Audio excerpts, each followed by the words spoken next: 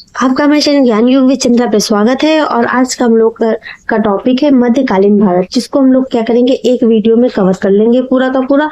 और ये LT grade के लिए बहुत ही हेल्पफुल है, तो वीडियो को जितना हो सके उतना शेयर करिएगा, चैनल को सब्सक्राइब कर लीजिएगा। आइए टॉपिक को शुरू करते हैं। तो देखिए, भारत पर आक्रमण सबसे पहले देखेंगे। तो भारत पर मोहम्मद बिन कासिम ने 1712 ईस्वी में पहला अरब आक्रमण किया था, और यह आक्रमण जो था दाहिर यानी कि सिंध का राजा के शासनकाल में हुआ था। भारत पर अरब आक्रमण का मुख्य उद्देश्य धन लूटना था। इस आक्रमण की जानकारी चचनामा नामक पुस्तक में क्या है, मिलती है। ठीक है। भारत में तुर्कों का आक्रमण, तो देखिए अल्पतगीन यानी कि गजनवी वंश का संस्थापक का दामाद सुबुक्तगीन प्रथम तुर्क था, जिसने हिंदू शाही शासक जयपाल को पराजित किया था। और सुबुक्तगीन के पुत्र महमूद गजनवी ने भारत पर 17 बार यानी कि 1027 के बीच आक्रमण किया था, गुजरात के सोमनाथ मंदिर में। और 125 जो ईसा पूर्व किया गया आक्रमण था। ठीक है। और गजनवी का जो था, देखिए गजनवी का सबसे महत्वपूर्ण जो आक्रमण था भीम प्रथम, ठीक उस समय क्या था, गुजरात का शासक था। ठीक है।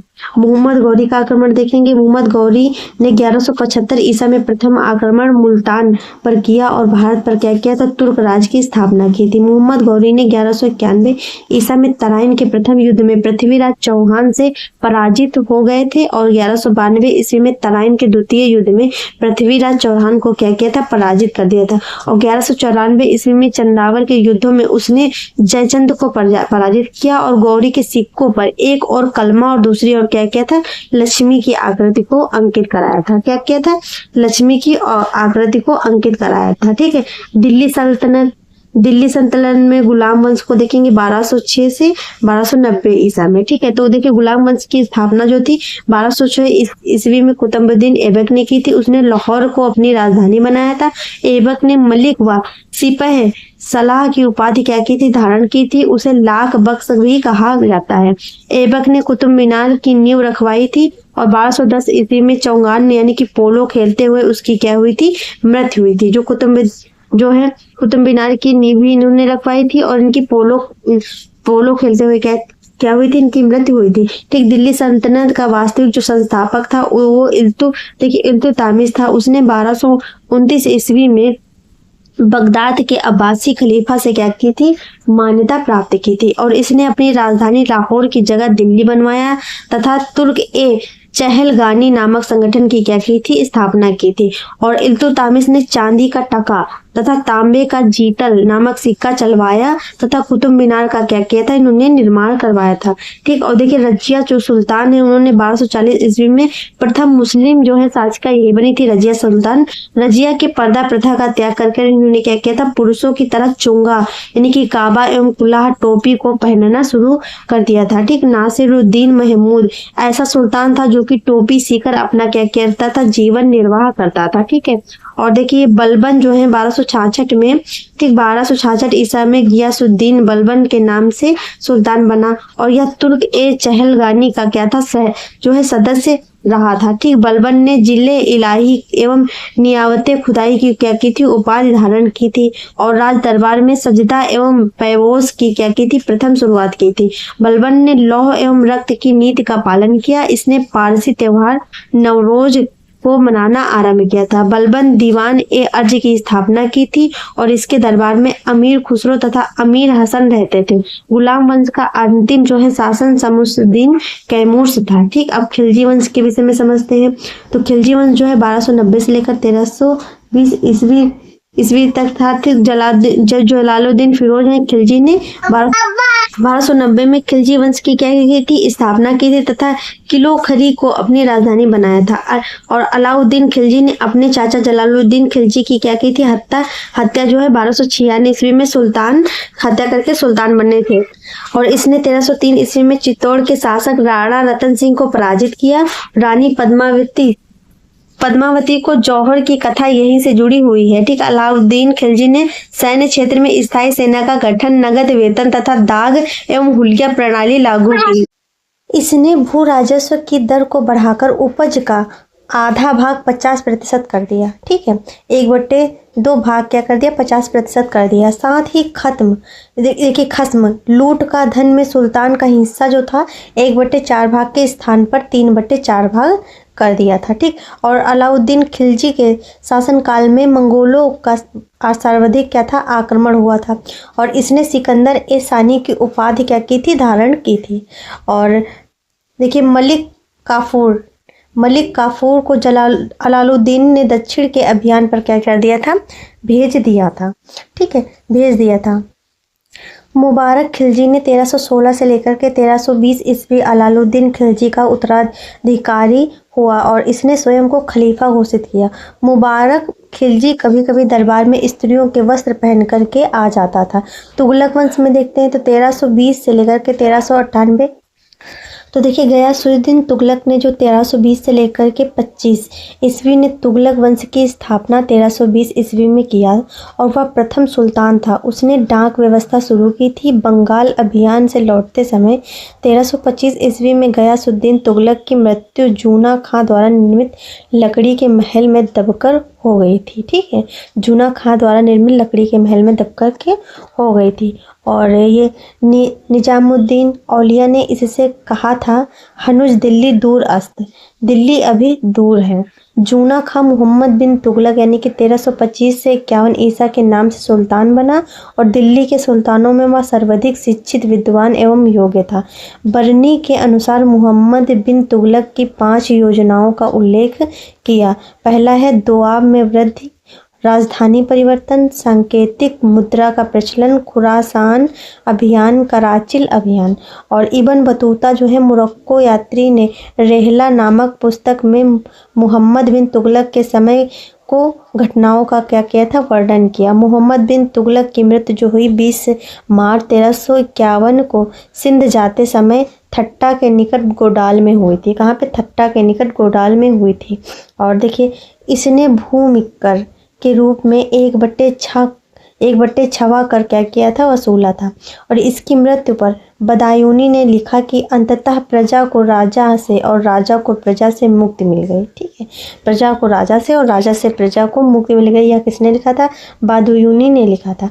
मोहम्मद बिन तुगलक की मृत्यु के बाद फिरोज तुगलक यानी कि 1351 से 88 ईसा सुल्तान बना और इसने 2 बार, पहला थट्टा दूसरा दिल्ली अपना राज्याभिषेक करवाया था। फिरोज तुगलक ने राजस्व व्यवस्था के अंतर्गत 24 कष्टदायक करों को समाप्त, खराज यानी कि लगान, खुम, युद्ध में लूट का माल, जजिया तथा जकात नामक कर को लागू किया था, ठीक है। और फिरोज ने 5 बड़ी नहरों का निर्माण करवाया था तथा ब्राह्मणों से जजिया कर वसूल किया था। कौन सा कर, जजिया कर वसूल किया था, ठीक। और क्या कराया था, और देखिए, और इसके शासनकाल में दासों की संख्या सर्वाधिक लगभग 1,80,000 थी। दासों की देखभाल के लिए दीवान ए बंदगान की स्थापना की गई। फिरोज तुगलक ने चांदी एवं तांबे के मिश्रण से निर्मित अद्धा एवं विख नामक भारी सिक्का चलाया। तुगलक वंश का अंतिम शासक देखिए नासिरुद्दीन महमूद तुगलक था और इसके शासन में तैमूर लंग ने 1398 ईस्वी में दिल्ली पर क्या किया था, आक्रमण किया था। लोधी वंश जो था ये 1451 से लेकर के 1526 ईस्वी तक था, ठीक है। इसमें देखिए बहलोल लोधी, ठीक, बहलोल लोधी ने 1451 से 89 ईसा के द्वारा लोधी वंश की स्थापना के साथ ही दिल्ली में प्रथम अफगान राज्य की क्या की थी, शुरुआत की थी। बहलोल लोधी ने बहलोल नामक सिक्का चलवाया तथा मैनद ए अली की उपाधि धारण की थी। सिकंदर लोधी ने 1489 से 1517 ईसा सुल्तान सिकंदर शाह लोधी के लाभ से सुल्तान बना। 1504 ईस्वी में उसने आगरा शहर की स्थापना की तथा इसे अपनी दूसरी राजधानी क्या किया था, बनवाया था, ठीक, अपनी दूसरी राजधानी बनवाया था। देखिए सिकंदर लोधी जो है खुलरुखी के उपनाम से कविताएं लिखता था तथा उसने मापन का नया पैमाना गजे सिकंदरी की शुरुआत की थी।